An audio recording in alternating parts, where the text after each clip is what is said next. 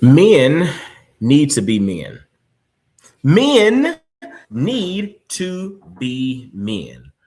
We have to understand our power, understand our authority, understand what we are divinely created and set up to do.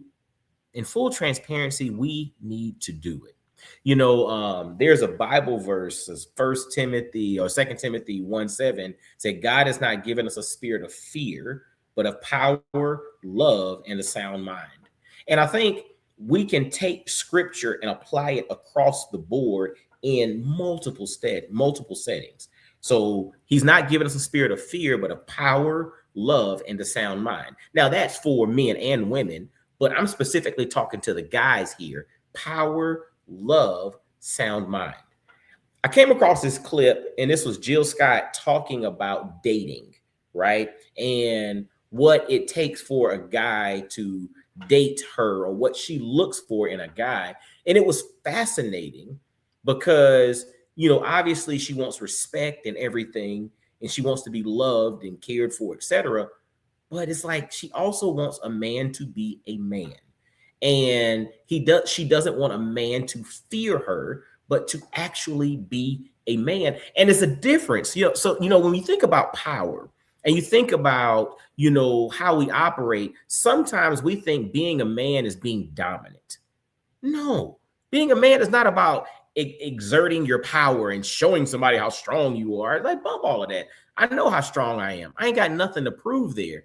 But being a man is walking in confidence, walking in courage, understanding who you are, who you were created to be, but also understanding that 2 Timothy 1:7, God has not given us a spirit of fear, but of power, love, and a sound mind. So operating, if I'm directly connected to God, operating in that thing that God's given me, power, love, and a sound mind. And that being said, I'm not going to be timid in my interactions with people. I'm not going to be timid in my interactions. I'm married, okay, with my wife, right? Like we're not going to be timid. But Jill Scott brought it up because I think guys who are in the dating pool, we should not be timid in how we operate with regard to potential mates, potential spouse, or potential wife. It's like we have to walk in that authority that we've been given. Again, not to take advantage, not to be domineering, not to be physically aggressive. No, we shouldn't do that, but we should walk in power. And power is controlled, right? Like there's a sense of control when you are powerful. You just being reckless, that's not power. You're just being reckless. But if you're really powerful, that thing is under control. It's like, think about a sports car. It might be 600 horsepower under the hood, but the reality is it only gets to that 600 horsepower when you stomp on the gas. But when you're just driving through the school zone, you're going 20 miles an hour like everyone else. You're under control. Power is controlled, and you have to have that level of control to harness that power of being a man. But men gotta be men. Listen to Jill Scott here, and we'll break down what she said in a second.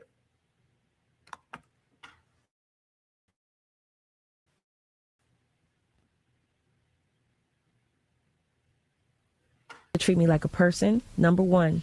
Number two, you have to treat me like a lady.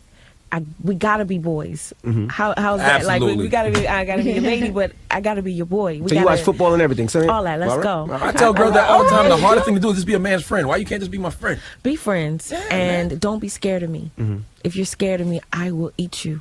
Damn, Jill. You're in her place. Damn. I'm not kidding. Mm-hmm. So it's no point in me dating someone that's afraid of me because I can walk all over you.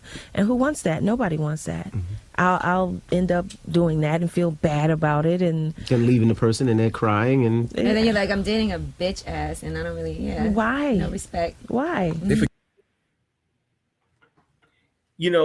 Men need respect.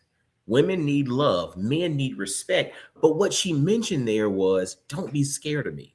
Again, 2 Timothy 1:7, God has not given us a spirit of fear, but of power, love, and a sound mind.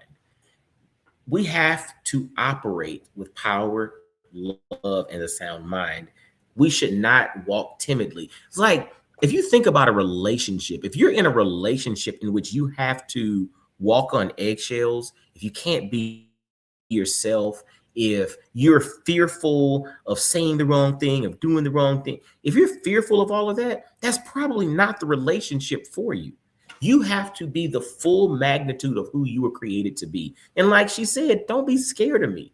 Like, yes, she must have a dominant personality. That's fine. And the guy who probably ends up with her is going to have a personality that can deal with her dominant personality. But she also is saying, I want someone who can handle this. That's what's going on. And so I think as men, we have to be men. We have to be powerful. We have to be courageous, but we have to be controlled in how we operate. Power is not about physicality. Power is about control and understanding your capacity. Because once you understand that, you understand who you are, you're comfortable with who you are, right? I don't have to prove anything. I'm not trying to impress you. Who I am is enough. Everything changes. And so I think this is a powerful one, especially for the brothers that are out there that are not married yet, that are looking to get married at some point, to think through the lens of what she says, because my suspicion, and maybe if some ladies are listening, you can chime in on the comments. My suspicion is her sentiment is not unique. Let that sit on you for a little bit. I don't think her sentiment is unique. And again, with my wife, we're cool. I have to be a man around my wife. She expects me to be a man. She doesn't expect to push me over and for me to just jump when she says how high, if it's something that, is a little questionable, right? She wants me to push back a little bit. That push and pull allows both of us to grow. But we're growing together. We're growing and learning to adjust to each other. But I also understand that God's not giving me a spirit of fear, but of power, love, and a sound mind. And so in this relationship, I have to operate with power, love, and a sound mind. So what are your thoughts on this one, man? I want to get your take on it. And as always, y'all gonna be the quarterback of your mindset. And until next time, y'all be blessed, well, and wise. And I'll holler at you. Peace.